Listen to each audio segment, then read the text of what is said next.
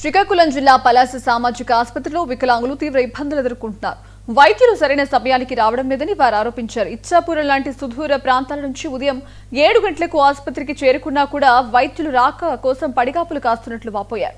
ఆసుపత్రికి వచ్చిన వికలాంగుడికి కుటుంబ సభ్యుని మరణ వార్త అందుకుని ఇంటికి తిరిగి వెళ్లలేక ఆసుపత్రిలో ఉండలేక మానసిక క్షోభకు గురయ్యారు.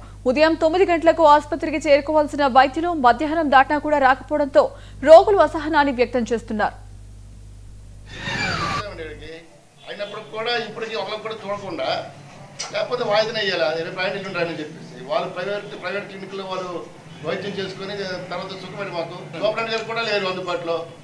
ఓపీలు వాళ్ళు ఎవరు చెప్పట్లేదు. నర్సింగ్ విభాగం వెళ్తే సూపరింటెండెంట్ గారు చెప్పట్లేదు.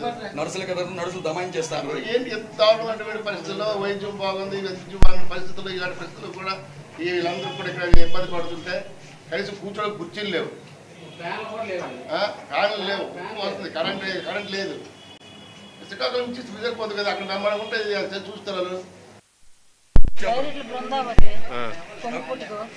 మా బావ కొడుకు చచ్చిపోయినారు. వెళ్తామని ఇక్కడ పేషెంట్కి చూడలేదు. ఇక్కడ వదలలేము, వెళ్ళలేము. తెల్లవారు వచ్చా మాకు చూసుకొని వెళ్ళిపోయినారు, కానీ చూసి వెళ్ళిపోయింది. మాకు పని అయిపోయింది కదా. ఎన్ని బాధలు మనిషి గోల కూర్చోలేరు, పడుకోలేరు. చూస్తామో అటు వెళ్తామా, అంత దూరం నుండి వచ్చినాము. ఏదో వచ్చి వాళ్ళు చూసి వెళ్ళిపోతాం. పేషెంట్కి అసలు సాగు దగ్గరికి వెళ్ళిపోతాం కదా. చనిపోయినారు, అక్కడికి వెళ్ళలేము, పేషెంట్ కూడా ఉండలేము. ఇంట్లో మనిషి చనిపోయినారు. ఎలా చేస్తామో ఏం బాధ.